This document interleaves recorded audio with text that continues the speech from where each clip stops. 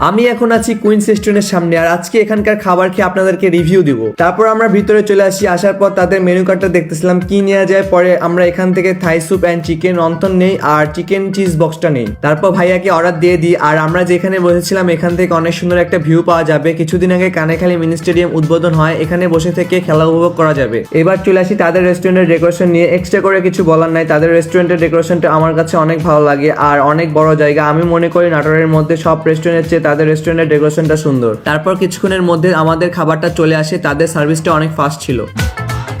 আর এই হচ্ছে তাদের মিট বক্স আর থাই স্যুপ। তারপর আমি খাওয়া শুরু করে দিই। ফার্স্টে আমি তাদের স্যুপ আর অন্থনটা ট্রাই করতেছি। তাদের অন্থনটা অনেক ক্রিস্পি ছিল আর অনেক মজাও ছিল। স্যুপটা অনেক গরম আর এতে অনেক মাশরুম আর চিকেনের পরিমাণও বেশি ছিল, এটা অনেক মজা। তারপর ট্রাই করি এদের মিট বক্স, যেটা আমার এখানকার ফেভারিট একটা আইটেম বললে চলে, ওভারলোড। আর এটা খেতে খুবই মজা, চিকেনের পরিমাণ আর চিজও অনেক বেশি ইউজ করা হয়েছে। তারপর খাওয়া দাওয়া শেষ করে বিলটা পে করি। আর আজকের ভিডিওটা এই পর্যন্ত। নতুন ভিডিও পেতে পেজটিকে ফলো দিয়ে পাশে থাকবেন। আর পুরো ভিডিওটা দেখার জন্য সবাইকে ধন্যবাদ।